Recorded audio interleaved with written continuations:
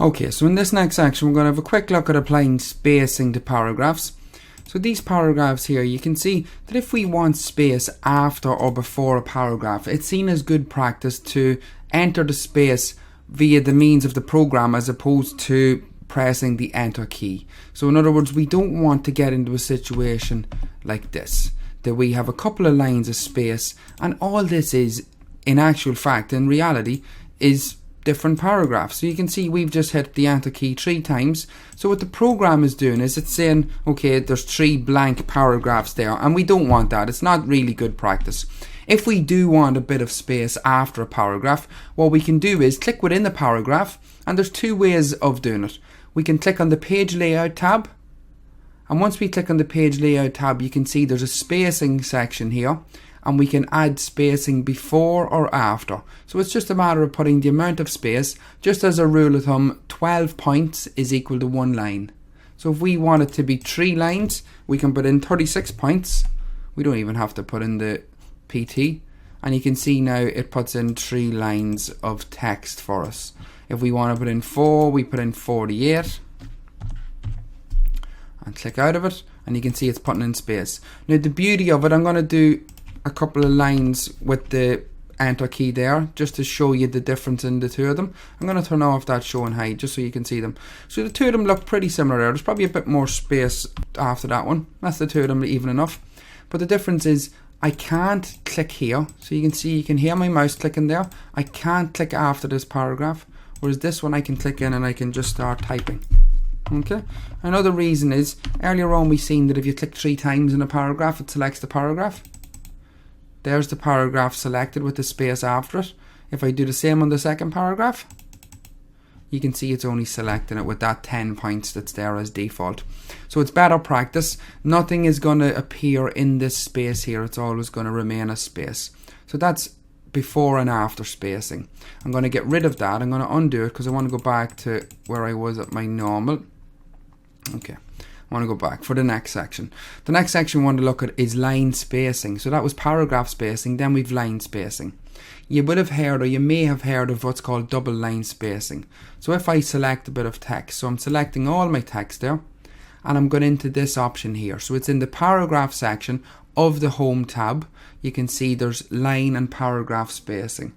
So if I click into it, at the minute we're on 1.15. So what that means is each line of text takes up 1.15 lines of space. So it just gives you that wee bit extra space before it. If I put it at 1, you'll see it's a lot tighter. If I put it at 2 or 1.5, it's getting bigger. 2 is here. 2 is what's double line spacing is referred to. 2.5 is 2.5 times, and then 3 is like that. So if I leave it at 2, so this is what's called double line spacing. So every line is given 2 lines of text. So you have a line for the text and a line for the space, a line for the text, a line for the space. So that's the way it works. So that's double line spacing and single line spacing. We can put it back to 1.15, which is the default for Microsoft Word now. Anyone that's dealing in Microsoft Office 2003, it will have been 1, and then from 2007 on it's 1.15. Okay, so the next thing we want to look at is adding and removing bullets. So I'm going to open up a new document and I'm going to show you 2 ways of doing bullets. So first of all, I'm going to type out a couple of things. So this is a list I'm typing out. And what I'm going to do is I'm going to just hit the return key, and I'm going to go up and I'm going to press on the bullets button, which is in the home section or home tab, paragraph section, bullets. And I'm just going to type out 1, 2, 3 and 4, and each time I press the return key, it's putting in a new bullet for me. When you're finished, you can press the return key twice. If you listen, you'll hear it, and it puts you back out of the list. Another way we could do it is we could type in, this is a list.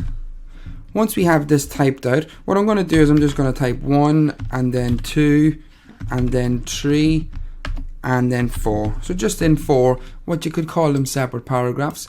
But now I select them, so I highlight them, and I click on the bullets button, and you'll see it puts them into a list for me. So there's 2 ways of doing it. You can do it originally from the start if you do it one by one, or you can put them in and then add the bullets to the list.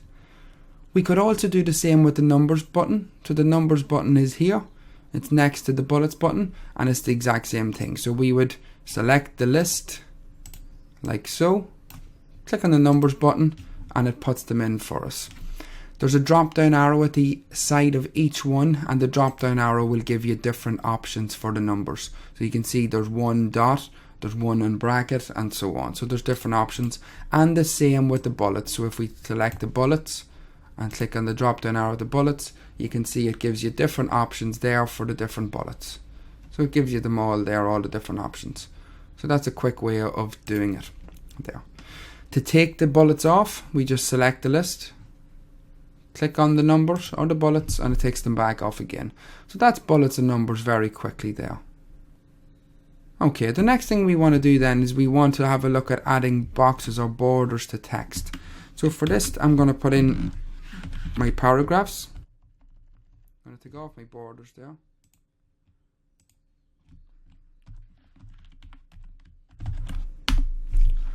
So we have our text in there now. And the first thing we need to do is we need to select our text. Once we select our text, we want to go up to the borders and shading button, or the borders button. So you can see it here, it's in the paragraph section of the font tab, of the home tab, and it's here. So if we click down at the wee drop down arrow to the right hand side of it, it's going to give us a drop down list with all the different borders we can put on it. So we can put a bottom border, we can put a top border, left border, right border, all borders around it, or we can go down to what's called the borders and shading option down at the very bottom. If we click into the borders and shading option, it'll open up a dialog box for us. Once the dialog box is opened up, it's going to ask us if we want to do, what type of a thing do we want to do? Do we want to do it a box, or a shadow, or a 3D? I'll just do a standard box. It's just a straightforward box around it. It then asks us what style do we want to use. So we can pick one of these styles here. Scroll down and pick one of the styles. It's giving you a preview over here on the right hand side. What colour do we want to do it? We'll do it a different colour just so you can see it. We'll do a blue colour. And then the width is how wide do you want the border to be. So this border here, you can see it's at 3 points at the minute. We'll put it slightly narrower, 2¼ points. The last option we have here is, do we want to apply it to the text or to the paragraph? Applying it to the text will apply it to around the single lines, whereas applying it to the paragraph will put it to the entire paragraph. You can see it's giving you a preview there's of text and there's of paragraph. I'm going to leave it at the paragraph and I'm going to click on OK, and you can see it puts a border around your text then for you.